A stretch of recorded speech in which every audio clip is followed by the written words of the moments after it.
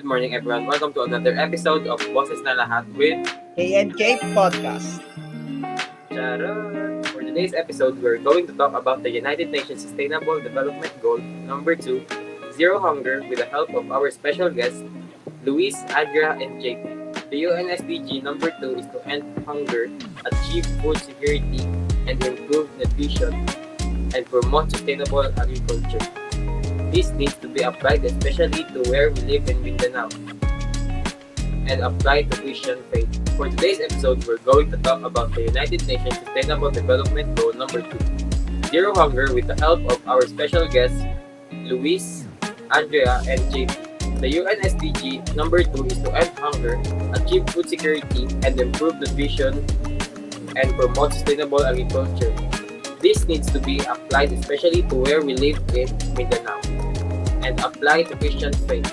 The government proclaimed Mindanao to be the nation's food basket in the late 1990s. Yet, ironically, despite having an abundance of natural resources, the majority of the hungry originate from there. Conflicts in Mindanao have frequently been used as a quick justification for the prevalence of poverty, food insecurity, and hunger. Let us know more about this issue from our special guest, Luis. Hello everyone, my name is Luis and I am one of the special guests regarding this issue, which is the Zero Hunger. Zero hunger is a critical worldwide goal, but food insecurity is a severe reality in many metropolitan places. Families suffering from hunger in this context face not just physical but also emotional and developmental implications. Access to nutritious food has a negative influence on health, impeding proper growth and cognitive development, particularly in youngsters. Economic problems and limited educational options exacerbate poverty cycles. Sharing personal stories can help to humanize the issue, highlighting the critical need for a collective action and support structures to achieve zero hunger. Hello everyone, my name is Andrea, and in connection to what we said earlier, with these difficulties, the varied obstacles faced by families in Mindanao addressing zero hunger are poverty and limited resources, where many families in Mindanao battle with poverty and limiting their access to nutritious food.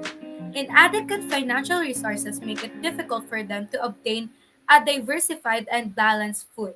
Another issue is conflict and displacement, which occurs when repeated conflicts in some parts of Mindanao result in population displacement. Displaced families frequently struggle to obtain reliable food availability, heightening the risk of hunger and malnutrition. There are several issues to discuss, but these two are the most serious. That was indeed informative. So now let's move on to knowing the related United Nations Sustainable Development Goals. Let us ask our special guest to know more about this topic.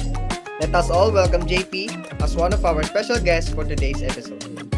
Good day everyone, my name is JP Von Amante, and I will introduce to you the relations between zero hunger and Christian morality. Zero hunger is related to Christian morality, particularly to human person and human freedom. Human person in a way that we are all created in His image and likeness. God has always been generous to His people, wherein He helped tons of people who experience hunger. To add up in this lesson, we were reminded that we are relational beings, wherein we should treat everyone equally. The next lesson is authentic human freedom, wherein we have the freedom to share the countless blessings we receive, and here comes the freedom from self-determination and freedom of choice. Always remember to love, love, love, love. That's all. Thank you. Let us apply these lessons to our daily life. Now, let us move on knowing more about this lesson through the Bible teachings about zero hunger. Let us welcome again our guest, Andrea, on helping us discussing this. Hello, it's Andrea again, and the teachings in the Bible regarding zero hunger can be applied to the modern social issue, reminding us that, as stated in the Bible, our daily bread serves as a reminder of what we need on a daily basis. We shouldn't stockpile food needlessly or develop consumption patterns that harm the environment or our neighborhood. Jesus teaches us to pray in unison with everyone who is hungry. Our focus should not be on meeting our immediate needs, but rather on working toward a future in which everyone has the access to food on a daily basis through both our work and prayers. To add up, let us adhere our guest, Luis. So, Luis, how does this Bible teaching motivates people to take action nowadays? Biblical teachings, including the value of addressing hunger, can motivate people today by instilling a sense of moral responsibility and empathy. Many interpret such teachings as a call to action, inspiring individuals and communities to engage in charitable activities, support food programs, and work towards social justice to alleviate hunger and poverty. The moral principle derived from religious teachings can serve as a powerful catalyst for people to contribute positively to societal challenges. In addition, biblical teachings also frequently stress love, compassion, and resource stewardship. When these ideas are applied to the problem of hunger, people are inspired to get involved in programs that support community-based solutions, sustainable agriculture, and fair resource allocation. Several religious teachings share the idea that every person is born with inherent dignity, which can serve as the momentum for creating a society in which everyone has access to enough food and opportunities for a life of dignity. All things considered, these principles offer a basis for working together to address current problems with hunger and social justice. Now let us first have Sir Luis Alberca for his experience in practicing sustainable eating by supporting local farmers and minimizing food waste. From my experience, I practice sustainable eating by supporting local farmers and minimizing food waste. I share recipes and tips on how to make the most of ingredients, inspiring my friends and family to adopt similar habits. My journey illustrates that individual actions, when shared with others, can collectively make a significant impact in the fight against hunger. Wow, what a great experience, Sir Luis. Now let us know Miss Andrea's experiences towards zero hunger. For me, I am a passionate advocate for zero hunger in my community. I regularly volunteer at a local food, sharing my experiences online to raise awareness about food insecurity. Through social media, I document my efforts in organizing virtual events like food drives and awareness, and demonstrating practical steps to address hunger. Indeed, an amazing experience by Miss Andrea. Lastly, we move on to Sir JP.